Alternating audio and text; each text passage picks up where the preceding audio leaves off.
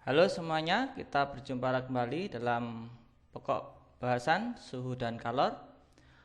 Pada pertemuan sebelumnya, Anda telah mempelajari tentang konsep suhu, alat ukur, serta bagaimana suhu itu berpengaruh terhadap pemuaian pada benda.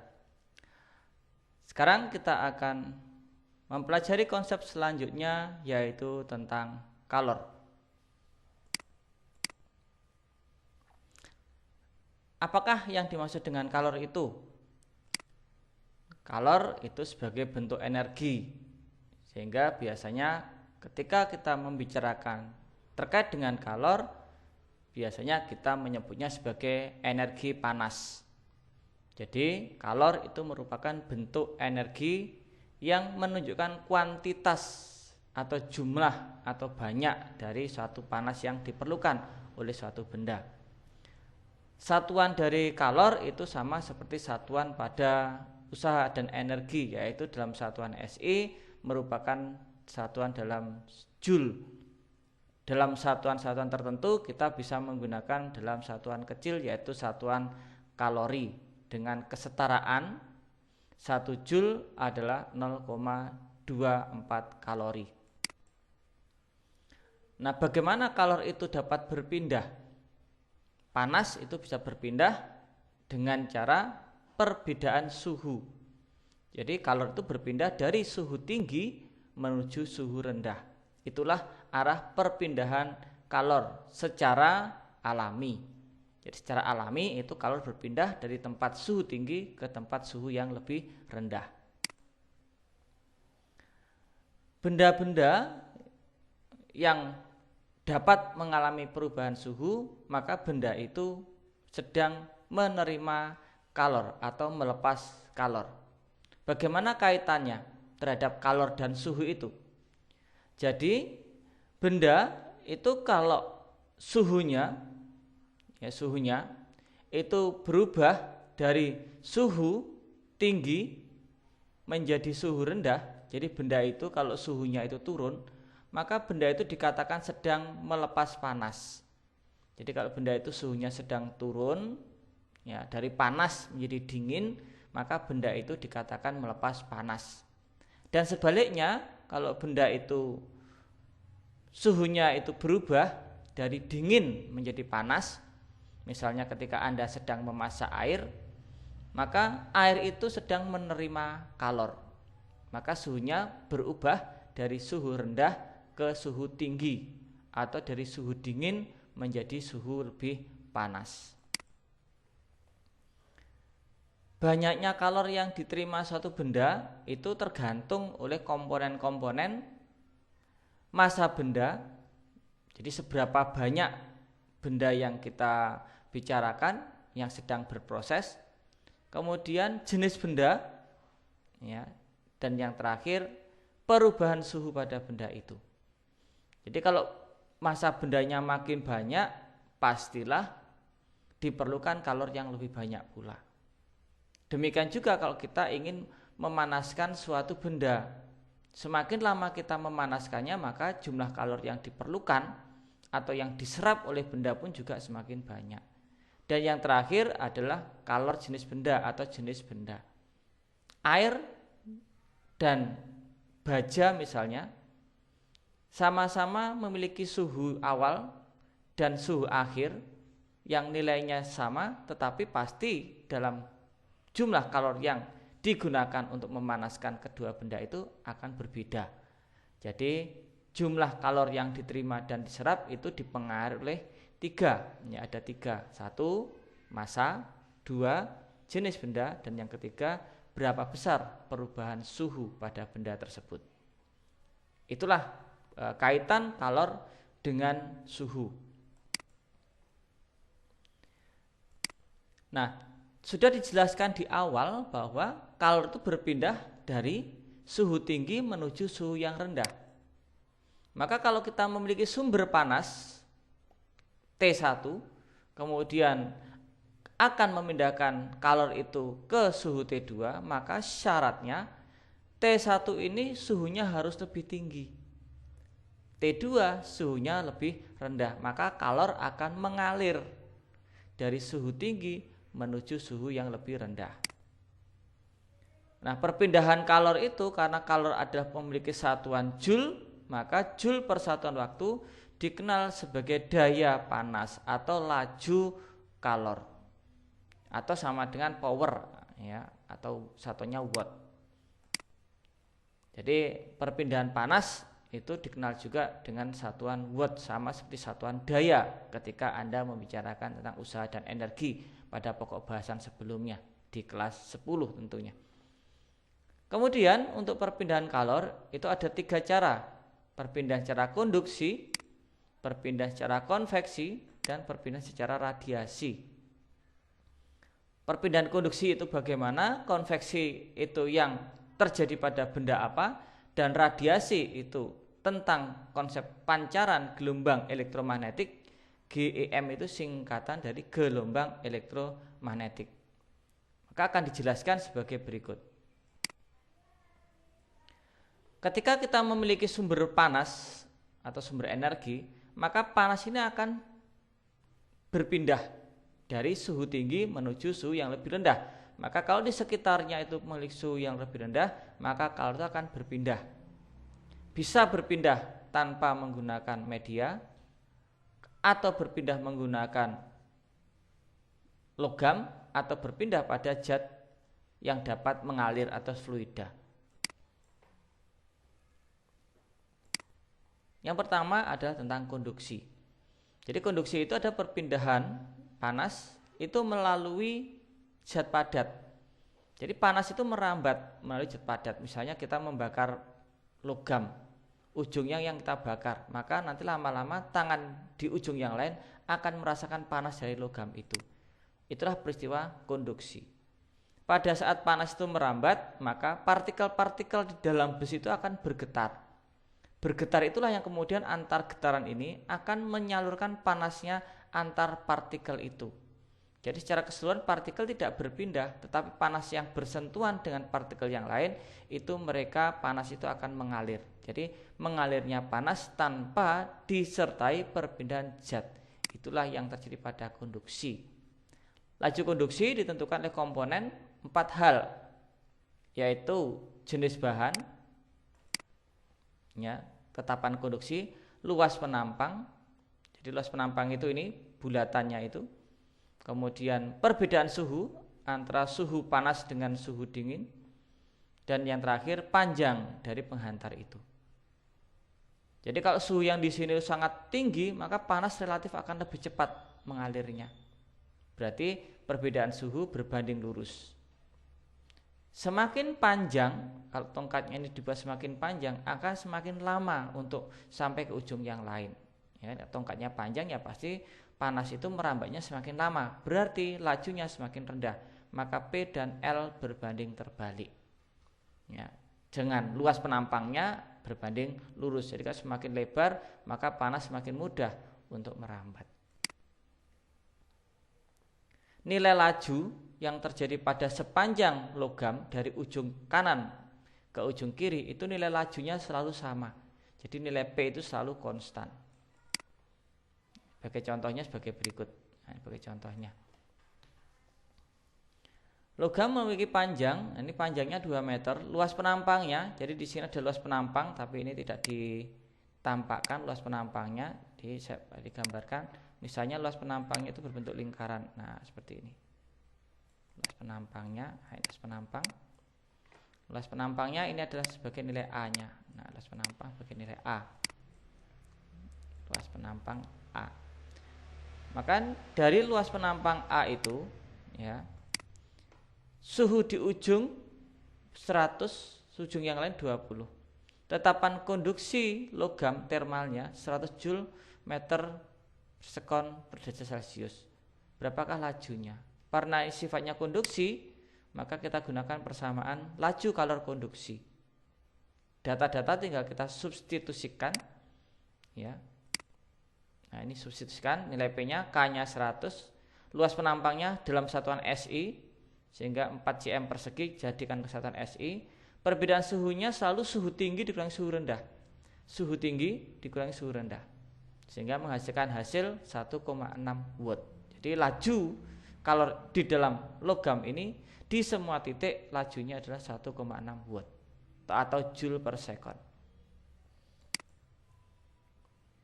Contoh soal yang berikutnya adalah bagaimana kalau sekarang kita ingin menentukan, jadi ini ada panjangnya 5 meter, ujung kiri 120, ujung kanan 20 derajat Celcius. Nah, berapakah suhu di tempat ini yang jaraknya 1 meter dari tempat yang panas? Konsep yang kita ambil bahwa lajunya di penghantar ini lajunya ada tetap. Maka kita menganggap di sini kita punya dua potongan, potongan 1 meter dan potongan yang awal 5 meter. Maka laju untuk yang 1 meter dengan yang 5 meter lajunya adalah sama. Maka kita gunakan KA delta TL untuk 1 meter dan untuk 5 meter. Karena logam ini adalah sejenis, maka tetapannya dan luas penampangnya itu sama. Bahannya kan sama, maka nilai K-nya, nilai keduanya adalah sama. Baik yang 1 meter potongan pendek maupun potongan yang panjang. Luas penampang potongan yang pendek dan panjang karena ukuran sama maka juga bisa kita eliminasi ya, nilai K dan A-nya. Maka kita tinggal mendapatkan nilainya delta T per L. Delta T-nya adalah suhu tinggi dikurangi suhu rendah. Pasti di titik merah ini suhunya lebih rendah karena suhu tingginya ada di ujung kiri. Semakin ke kanan suhunya semakin rendah. Sedangkan untuk yang 5 meter suhu tingginya 120, suhu rendahnya 20, maka substitusinya ke sebelah sini. Yang ditanyakan nilai T-nya yang ada di warna merah sini. Nah, maka 120 dikurangi T untuk panjang 1 meter. Kalau kita selesaikan, ya tinggal perkalian silang, dapatkan hasil suhu di titik warna merah adalah 100 derajat Celcius. Jadi yang perlu penekanan di sini, laju kalor di sepanjang penghantar ini nilainya adalah konstan. Sebenarnya Anda pun bisa menggunakan metode 1 meter dengan yang 4 meter. 1 meter dan 4 meter. Perbedaannya pada delta T. Yang 1 meter suhunya adalah 120 min T. Kalau Anda menggunakan yang 4 meter yang sisanya, maka suhunya adalah T dikurangi 20. Bisa seperti itu juga. Ya, jadi harus diingat delta T itu sepanjang yang kita gunakan L-nya itu yang mana. Kalau L-nya 1 meter ya 120 dikurangi T. Kalau L-nya kita ambil yang 4 meter berarti T dikurangi 20. Kalau kita ambil yang 5 meter T-nya 120 dikurangi 20. Itu delta T-nya. Bagaimana kalau kita sekarang memiliki dua logam yang kita sambung? Jadi logam yang kiri, logam yang kanan, ujung yang kiri 20 derajat, ujung yang kanan 80 derajat Celcius. Wah, maaf terganggu dengan low bed ya. Baik, diulangi ya. Jadi ini ada dua logam, logam A dan logam B ya. Suhunya 20 di ujung kiri dan ujung kanannya 80. Berarti kalor ini merambat dari sebelah kanan menuju ke sebelah kiri. Artinya suhu yang di sambungan itu pasti lebih rendah dari 80 tetapi lebih tinggi dari 20. Ya, kurang dari 80 dan lebih tinggi dari 20. Pada konsep ini tetap sama bahwa laju kalor logam biru dengan yang biru muda itu laju kalornya ada nilainya konstan. Berarti nilai PA dan PB, PA itu yang kiri, PB itu yang kanan, ini ada memiliki nilai yang sama. Karena nilai sama maka kita gunakan yang A, kita gunakan konsep A, yang B kita gunakan konsep B. Dengan luas penampang dan panjang baik yang kiri maupun yang kanan, luas penampangnya memiliki nilai ukuran yang sama besar. Maka A dan L-nya bisa kita eliminasi baik yang kiri maupun yang kanan. Tetapi di sini nilai dari konduksi logam B 2 kali logam A, berarti nilai KB-nya harus kita ganti dengan 2KA. Nah ini KB kita ganti dengan 2KA. Bagaimana untuk suhunya? suhu yang A yang kiri itu suhunya yang tinggi pada sambungan, maka sambungan itu suhunya T dikurangi 20. Sedangkan untuk yang delta T yang B, suhu yang tinggi ada 80, maka 80 dikurangi dengan suhu T-nya. Dan kita dapatkan hasil hitungannya, kalau Anda ikuti di sini, mendapatkan suhu pada sambungan adalah 60 derajat Celcius. Ya, 60 derajat Celcius. Lanjut ya. Perpindahan kalor yang kedua adalah konveksi, yaitu perpindahan kalor yang terjadi pada suatu fluida, zat alir. Jadi zat yang dapat mengalir itu peristiwanya adalah konveksi. Bisa air, bisa udara atau gas. Nilai dari lajunya dalam bentuk persamaan P sama dengan H kalikan A kalikan delta T. Dalam hal ini H ada tetapan konveksi termal H, A dan delta T. Jadi semakin luas dasarnya ini, maka kalor itu akan mudah untuk masuk ke dalam panci. Jadi kalau pancinya semakin lebar alasnya, maka panas itu makin mudah untuk disalurkan ke dalam luas penampang pada permukaan air. Sehingga nanti suhu yang panas bergerak naik, ya kan, yang dingin akan turun, akan terjadi putaran konveksi. Kemudian yang berikutnya tentang radiasi. Ya, radiasi itu adalah perpindahan panas yang tanpa menggunakan perantara zat, tetapi menggunakan perantara gelombang elektromagnetik atau cahaya. Terkait dengan cahaya, maka nanti Anda akan mengenal ada cahaya tampak dan cahaya tidak tampak, ya, yang berwarna dan yang tidak berwarna. Maka panas dari radiasi matahari sampai ke bumi itu menggunakan gelombang cahaya, karena di luar angkasa itu ada ruang hampa yang mana tetapi bisa dilewati oleh cahaya. Maka panas matahari itu yang membawa adalah cahaya matahari.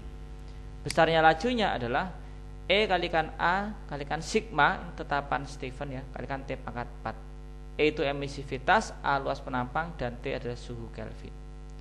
Terkait emisivitas itu nilainya antara 0 sampai 1, nilai emisivitas. 1 itu kalau bendanya berwarna gelap atau hitam, dan 0 itu kalau bendanya berwarna terang. Jadi benda itu kalau semakin gelap, maka benda itu semakin mudah baik memancarkan maupun menyerap panas. Kalau makin terang, makin putih, maka makin susah atau makin sukar untuk menyerap atau menerima panas.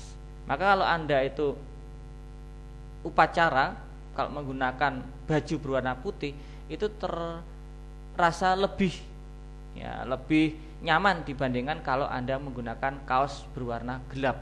Karena pasti kalau kaos berwarna gelap akan sangat panas ketika terkena terik matahari. Jadi radiasi. Ingat suhunya dalam Kelvin dan harus dipangkatkan 4, ya, nilai dari radiasi. Bagaimana sekarang pengaruh kalor kalau dia itu mengenai pada suatu zat? Jadi kalau kita punya kalor itu kemudian kita berikan pada suatu zat, ya, bagaimana yang akan terjadi? Yang pertama akan terjadi perubahan suhu. Ya, jadi kalau menerima kalor ya suhunya akan naik. Dan yang kedua terjadi perubahan wujud. Dalam konteks ini, ya, perubahan suhu dan perubahan wujud itu terjadi pada kondisi yang tetap. Jadi kalau suhunya sedang berubah, wujudnya itu tetap. Sedangkan perubahan wujud itu terjadi pada suhu yang tetap. Jadi kalau wujudnya berubah, suhunya harus tetap, tidak boleh ikut berubah. Jadi suhu dan wujud itu terjadinya tidak boleh bersama-sama, harus bergantian, ya, harus bergantian. Jadi perubahan suhu dan perubahan wujud itu dapat diasumsikan seperti ketika Anda sedang mengunyah dan menelan. Mengunyah dulu kemudian ditelan. Anda tidak bisa mengunyah sambil menelan, ya. Jadi peristiwa suhu dan wujud itu terjadi tidak boleh bersama-sama, harus bergantian. Nah, ini misalkan Anda memanaskan air, ya, airnya dalamnya mendidih, kemudian mendidih, semuanya baru berubah menjadi uap dan disemburkan. Atau ketika es berubah wujud dari padat menjadi air. diagram perubahan wujud yang sudah dibicarakan di SMP, zat itu ada 3 jenis, padat, cair, dan gas, maka akan bisa saling berubah wujud, ya, saling berubah wujud. Yang paling gampang adalah air, paling gampang. Padat menjadi cair, ya, bisa menggunakan nama mencair, ya, atau melebur bisa, ya, padat menjadi cair. Cair menjadi gas, menguap. Gas menjadi padat, mengkristal, dan kebalikannya. Proses untuk padat ke cair, cair jadi gas, ya, ini proses yang memerlukan kalor, perlu dipanaskan, ya. Tapi kalau dari gas ke cair maka melepas kalor, cair menjadi padat maka juga melepas kalor. Jadi untuk yang arah melawan jarum jam itu prosesnya memerlukan kalor. Sedangkan arah yang searah putaran jarum jam, nah yang seperti ini proses yang melepas kalor. Jadi yang searah putaran jarum jam melepas kalor. Yang melawan putaran jarum jam menyerap kalor. Itu yang menjadi penekanan. Sekarang pengaruh kalor terhadap perubahan suhu. Telah Anda ketahui suatu benda itu kalau mendapatkan kalor maka dia bisa berubah suhunya. Ya, bisa berubah suhunya. Faktor yang mempengaruhinya disebut sebagai kapasitas kalor. Yang mana nilai kapasitas kalor simbolnya C besar adalah jumlah kalor per perubahan suhu. C kapasitas panas atau kalor C besar. Ya, G adalah kalor dan delta T perubahan suhu. Untuk perubahan suhu boleh menggunakan satuan Celcius, boleh menggunakan satuan Kelvin. C pun juga Celcius dan Kelvin punya satuan yang sama. Jadi tidak mempengaruhi, ya, baik Celcius maupun Kelvin untuk perubahan suhu. Rumus yang ini kan bisa disederhanakan, ya. Jadi C adalah G per delta T atau G adalah C kali delta T. Ingat kapasitas kalor menggunakan C besar. Inilah persamaan yang menyebabkan kalor terjadi perubahan suhu. Faktor yang berikutnya adalah kalor jenis. Kalor jenis simbolnya C kecil. Kalau yang tadi C besar kapasitas kalor. Kalau C kecil kalor jenis. Dirumuskan sebagai besar kalor tiap satuan massa, tiap satuan derajat perubahan suhu. Satuannya ada per derajat Celcius atau per Kelvin, ya. Persamaan ini bisa kita ubah menjadi bentuk, ya, G sama dengan M kalikan C kali delta T. Ini persamaannya. Jadi yang warna biru tua bisa diubah menjadi warna biru muda dengan G M C delta T. Ini adalah kalor yang mempengaruhi suhu. Jadi ada G, ada delta T. Sedangkan untuk kalor yang lain, ya, nilai-nilai tetapan kalor jenisnya ada di sini tetapannya. Jadi setiap zat punya nilai kalor jenis masing-masing, ya. Yang sering kita pakai itu kan raksa sama air, biasanya sering kita pakai raksa dan air yang sering dipakai. Ini contohnya. Contoh, bola besi dipanaskan mengalami perubahan suhu dengan kalor jenisnya. Nah, sebagai kalor jenis berarti ini adalah nilai dari C kecil, ya, C kecil. Sebentar, harusnya ini C besar, Pak, diubah dulu, ya. Ya, ini sudah diganti dengan kapasitas kalor bersih 500 Joule per derajat Celcius. Maka kita gunakan persamaan ini G C kali delta C. C besarnya ada 500, perubahan suhunya 20, sehingga mendapatkan 1000 Joule. Cukup sederhana yang ini, ya. Dua benda berbeda menerima besar kalor yang sama, berarti G-nya nanti akan sama. Perubahan suhu sama pula, delta T-nya juga sama. Maka nilai G-nya, G A dan GB adalah besar yang sama, dan delta T-nya pun juga sama. Ditayangkan perbandingan dari kalor jenis C kecil A dan C kecil B, ya, maka massa A-nya 2 kali dari MB, maka MA ditambahkan jadi 2 MB, MA jadi 2 MB. Maka MB dan MB-nya saling eliminasi, mendapatkan hasil CA per CB 1:2. 1:2 nilai kalor jenis A terhadap B. Contoh berikutnya adalah zat padat bermassa 2 kg, kalor jenisnya 1000 kg, mula-mula suhunya 20, dipanaskan hingga menjadi 24.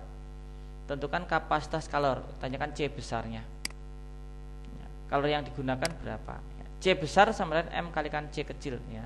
C besar itu setara dengan M kalikan C kecil. M-nya adalah 2, C kecilnya adalah 1500. Maka 3000 Joule per kilogram. Berapa besar kalor? Nilai H-nya. Nah, maka gunakan persamaan H adalah mc delta T karena perubahan suhu. Atau bisa juga menggunakan C besar karena ini mc adalah C besar kan. Nah, mc adalah C besar. Maka hasilnya 12.000 Joule. 2 kali ya ini. Ya, tinggal dikalikan 3000 dikalikan dengan 4 derajat Celcius ya.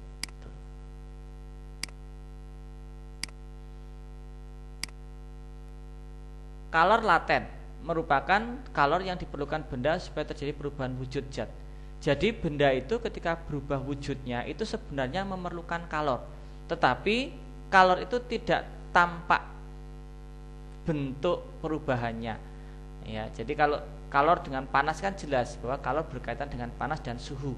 Tapi kalau di sini kalor yang tidak terkait dengan perubahan suhu, tapi kalor yang terkait dengan perubahan wujud, maka kita menyebutnya sebagai kalor laten ya, perubahan wujud. Besarnya kalor laten itu ya sama dengan nilai dari L tetapan kalor latennya. Ini kalor latennya ya. Kalor latennya Q per M, kalor per satuan massa. Ini L itu adalah lebur ya, pada saat melebur atau kebalikannya membeku. Jadi melebur dan membeku kita menggunakan yang warna biru. Dengan kalor uap U ada Q per M. Jadi simbolnya berbeda. Lebur beku menggunakan L, uap dan embun menggunakan U. Ya. Khusus pada air atau es, kalor laten leburnya atau beku adalah 80 kal per G, sedangkan untuk kalor laten uap atau embunnya adalah 540 kalori gram derajat Celcius. Proses untuk terjadian pembekuan atau peleburan itu pada suhu 0 derajat Celcius. Diingat-ingat, ini terjadi pada suhu 0 derajat Celcius ya, ditambahkan aja ini. Ini terjadi pada suhu 0 derajat Celcius. Sedangkan kalau proses penguapan dan pengembunan itu terjadi pada suhu 100 derajat Celcius. Jadi ini yang harus dipahami, proses pembekuan dan peleburan suhunya 0 derajat Celcius, proses penguapan terjadi pada suhu 100 derajat Celcius. Meskipun Anda pasti mengetahui juga bahwa air itu untuk menguap sebenarnya tidak harus proses mendidih. Ya, karena memang contohnya kalau Anda menjemur baju, itu kan airnya menguap dan kering, tapi tidak kemudian bajunya mendidih. Ya. Kenapa kok meskipun tidak mendidih bisa terjadi penguapan? Karena proses penguapannya terjadi pada proses penguapan oleh tekanan uap. Ya, jadi ada bantuan tekanan uap. Kalau di sini tekanan uapnya, ya tekanan uapnya itu disetarakan pada saat proses terjadi proses pendidihan. Ya. Nah, ini beberapa nilai L dan nilai U. Nah, nilai L dan nilai U-nya. Maka pada saat titik didihnya 100, maka nilai uapnya pada satuan SI-nya. Biasanya untuk air ya, ini untuk air yang ini. Tapi kita pakai satuan yang kecil tadi, yang leburnya 80, yang uapnya yang 520, tidak salah ya. Baik, contoh soalnya. Es memiliki massa 5 gram bersuhu 0 derajat Celcius. Nah, ini esnya. Ini 5 gram, misalkan 5 gram. Suhunya 0. Semuanya akan diubah menjadi air. Nah, ini air, tapi suhunya juga 0. Maka di sini hanya terjadi perubahan wujud. Wujud dari es menjadi air. Kenapa? Karena nilai suhunya itu tetap. Nah, ini yang Pak dikatakan tadi. Nilai suhunya tetap ini. Tetap suhunya 0 juga 0. Tapi terjadi perubahan dari es menjadi air. Nah, ini dari es menjadi air. Tetap suhunya 0 derajat Celcius. Suhunya 0 derajat Celcius. Maka kita bisa menghitung nilainya menggunakan persamaan L adalah Q per M, L-nya adalah 80, H-nya ditanyakan, dan masanya 5 gram. Maka mendapatkan kalornya 400 kalori pada suhu 0 derajat Celcius. Diingat ya, perubahan wujud itu hanya terjadi pada suhu yang tetap, tidak ada boleh perubahan suhu. Sekarang contoh berikutnya. Sejumlah air, nah ini air, suhunya 0 derajat Celcius disimpan di freezer. Ini disimpan, dimasukkan ke freezer. Kemudian ketika terbentuk ternyata di dalamnya itu masih ada ada airnya 3 gram. Ya, ini airnya masih ada 3 gram air. Suhunya dijaga konstan, yaitu 0 derajat Celcius. Jadi perubahannya masih dengan suhu yang sama, tetapi di sini ada 3 gram air. Artinya ada es, ini esnya. Berarti esnya itu ada berapa gram? Kalau tadi mula-mula 7 gram, sekarang airnya 3 gram, berarti esnya ini 4 gram. Nah, esnya 4 gram. Artinya kalor yang kita perlukan adalah hanya kalor sebanyak 4 gram saja yang mengalami perubahan wujud. Yang 3 gram tidak mengalami perubahan wujud. Artinya kita hanya perlu menghitung yang terjadi perubahan wujud saja. Maka yang terjadi perubahan wujudnya adalah 4 gram perubahan wujudnya. Maka kita menggunakan massa 4 gram ini yang mengalami perubahan wujud. Persamaan rumus perubahan wujud adalah menggunakan nilai dari L. Nah, ini rumus perubahan wujud. L-nya 80, yang perubahan wujud 4, maka mendapatkan kalornya 320. Jadi yang kita hitung cukup yang terjadi perubahan wujud saja. Kenapa? Karena suhunya tidak berubah. Ditaruh sini aja, mana ya? Taruh sini ya. Ya, punya massa 7 gram. Berikutnya adalah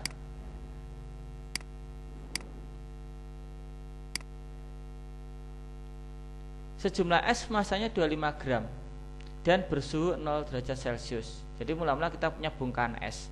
Kemudian es dibawa ke ruang terbuka. Nah, setelah dibawa ke ruang ini terjadi. Dari 25 gram tadi itu ternyata tersisa 15 gram es mengapung. Nah, berarti kesimpulannya adalah esnya ini. Nah, ini ada 15 gram. Ini esnya.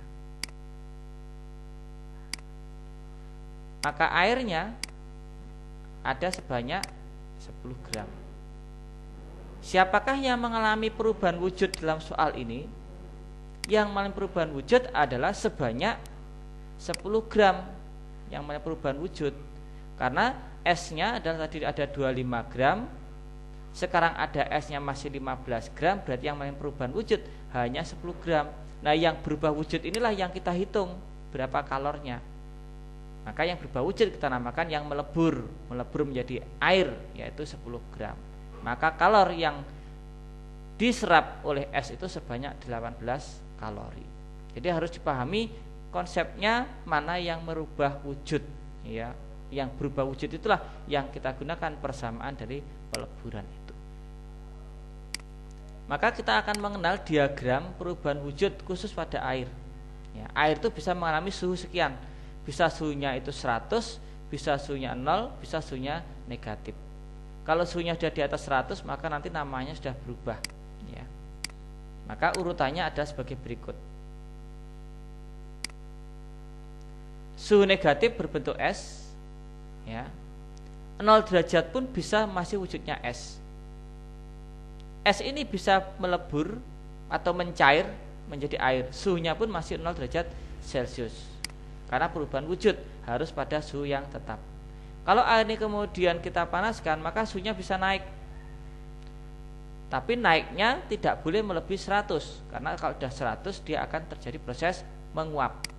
Maka pada suhu ini akan terjadi proses penguapan. Dari wujudnya zat cair menjadi wujudnya adalah uap. Maka inilah grafik perubahan untuk proses miliknya air. Dari wujudnya padat, mencair, wujudnya cair, menguap, wujudnya uap. Maka proses inilah yang terjadi. Kalau dari bawah ke atas itu memerlukan kalor. Es suhunya naik perlu kalor. Es mencair perlu kalor. Air suhunya naik perlu kalor. Maka prosesnya ini adalah dari bawah ke atas memerlukan kalor atau bertanda positif kalornya, karena naik kan bertanda positif. Tapi kalau dia itu bergerak turun ke kiri atau turun, maka dia kalornya bertanda negatif, artinya melepas ya. Tapi nanti kita tidak bisa menggunakan tanda negatif dan positif. Prinsipnya kalau grafiknya naik berarti menerima kalor, kalau grafiknya turun atau ke kiri dia melepas kalor. Maka kita bisa melihat di sini ada garis miring dan garis mendatar. Warna kuning ini miring, warna biru muda ini miring. Warna hijau ini mendatar, warna ungu juga mendatar. Yang warna miring adalah perubahan suhu. Maka untuk yang warna miring kita gunakan persamaan MC delta T. Tetapi di sini wujudnya S, maka kita gunakan C-nya miliknya CS. Melebur perubahan wujud, G adalah M kalikan L. Perubahan suhu lagi, MC delta T lagi, tapi C-nya menggunakan C air. Sampai di sini perubahan wujud, maka kita gunakan G adalah M kalikan U. Perubahan wujud menjadi uap. Jadi proses perubahannya adalah sebagai berikut ini. Harus sungguh-sungguh dipahami nih proses grafik diagramnya ya. Jadi diagram ini sangat penting dipahami, karena menggunakan diagram ini Anda bisa menentukan kapan menggunakan persamaan warna kuning, kapan warna hijau, kapan warna biru, dan kapan warna ungu. Baik, sebagai contoh soalnya. Jumlah kalori diperlukan 9 gram es bersuhu 0 derajat Celcius berubah menjadi air suhunya 4. Kita tentukan dulu starting pointnya, titik awalnya. 9 gram es bersuhu 0 derajat Celcius. Kita cari es 0 derajat Celcius. Nah, ada di sini. S 0 derajat Celcius. Maka mulainya awalnya ada di sini. Berubah menjadi air suhunya 4 derajat Celcius. Ini air 0 derajat, ini air 100 derajat. 4-nya ada di mana? 4-nya berarti ada di antara ini. Nah, saya taruh di tempat ini 4-nya. Kalau begitu, kalor yang diperlukan adalah untuk warna hijau dan untuk warna biru. Warna hijau adalah GML, warna birunya adalah MC delta T. Warna birunya terjadi proses ini, Gm kalikan L. Warna hijau 9 massa gram, L-nya adalah 80 kalor leburnya. Maka untuk yang warna hijau saja diperlukan 720. Sekarang untuk yang warna biru sampai 4 derajat Celcius, MC delta T. C air adalah 1. Tadi bisa Anda cek di mana itu, di persamaan awal. Nilai C air itu sama dengan 1. Maka yang warna biru ada MC delta T. Delta T-nya, nah delta T-nya dari mana? Air itu warna biru ini. Delta T-nya ya berarti 4 dikurangi 0, karena warna biru itu berada paling bawahnya adalah 0. Berarti mendapatkan 36. Berapa kalor totalnya? Jumlahkan saja warna hijau dan warna biru. Nah, G totalnya ini 7 dan seterusnya ya. Jadi ini ya, paham grafiknya harus digambarkan. Kapan starting point, kapan titik akhirnya, berhentinya di mana? Mulainya hijau, berhentinya merah. Sekarang berikutnya. Kalor dilepas 5 gram air suhu 0 menjadi es suhunya min 4. Diagramnya kita gambarkan. Ini diagramnya. Starting point-nya di mana? Air suhunya 0. Nah, ini air suhunya 0. Berhentinya di mana? Es suhunya negatif. Berarti di sini berhentinya. Es suhunya negatif. Kalau begitu dari awal sampai akhir melewati yang warna hijau dan melewati yang warna kuning. Kalau warna hijau ya hitung menggunakan yang ini, tidak kita gunakan ya. Tidak gunakan. Saya hapus saja. Ya, dah dihapus saja ya, sehingga kita hitung yang hijau ya gunakan rumus warna hijau, kemudian yang kuning ya kita gunakan rumus yang warna kuning. Delta T-nya ingat, delta T itu adalah selalu suhu tinggi dikurangi suhu rendah. Suhu tingginya berapa? 0. Suhu rendahnya berapa? Min 4. Selalu tinggi dikurangi yang rendah. Ya, jangan dilihat dari awal dan akhir, tapi suhu tingginya berapa. Kalau lihat suhu tingginya kan dari sini, suhu tingginya 0 ke negatif 4. Maka 0 negatif dari negatif 4 10. Maka totalnya 410 kalori. Berikutnya bagaimana jika 3 gram es bersuhu min 6 berubah menjadi air bersuhu 12. Tetap kita gunakan grafik ini nak. Tetap Ya, tentukan starting point-nya dulu. Es bersuhu negatif 6, berarti ada di bawah. Berubah menjadi air bersuhu 12. Suhu 12 berarti di warna biru. Nah, di sini suhu 12-nya. Di atas 0, di bawah 100. Meletakkannya ini ya boleh agak ke tengah, boleh ke bawah dikit, boleh. Ya. Berarti dia mengalami 3 tahapan, warna kuning, warna hijau, dan warna biru. Warna kuning kita hitung menggunakan persamaan warna kuning, Mc delta T, masanya 3 gram, CS-nya 0,5. CS itu 0,5 ya. Suhunya suhu tinggi dikurangi suhu rendah. Suhu tingginya bukan 12, tapi suhu tingginya adalah 0 derajat Celcius. Karena yang warna kuning ini yang kita pakai. Yang kita pakai yang warna kuning ini. Sekarang kita akan menghitung yang warna hijau. Menggunakan H adalah M kalikan color latennya. Masanya tetap sejumlah 3. Sekarang kita akan menghitung yang warna biru. Suhu tertingginya 12. Jadi suhu tertingginya di sini itu adalah 12 Celcius suhu tertingginya. Nah, di sini itu suhunya 12 derajat Celcius. Sehingga kita hanya menggunakan suhunya tertinggi 12 derajat Celcius saja yang kita pakai. Sehingga delta T-nya adalah 12 dikurangi 0. Heat totalnya dapat kita hitung 284 kalori. Ini dijumlahkan karena dari bawah sampai ke atas. Dan yang terakhir adalah bagaimana kalau ada es suhunya 0 derajat Celcius berubah menjadi air suhunya 20 derajat Celcius. Kalori yang diperlukan 2800. Berapakah massa es yang kita bicarakan itu? Langkah pertama tentukan titik awalnya. Titik awalnya di mana? Es bersuhu 0 derajat Celcius. Nah, di sini posisi awalnya. Posisi akhirnya suhunya 20. Ini suhu akhirnya. Berarti melewati 2 tahapan, warna hijau dan warna biru. Warna hijau besar kalornya adalah Hm kalikan L, karena masanya tidak diketahui, ya kita mendapatkan hasil 80 kalikan M. Untuk yang warna biru menggunakan Mc air delta T, massa tidak diketahui, C airnya adalah 1, perubahan suhunya adalah senilai 20 derajat Celcius delta T-nya ini. Nah, ini 20 derajat Celcius sehingga mendapatkan 20 M. Berarti kalori totalnya yang hijau tambah yang warna biru adalah 80 M ditambah 20 M atau 100 M.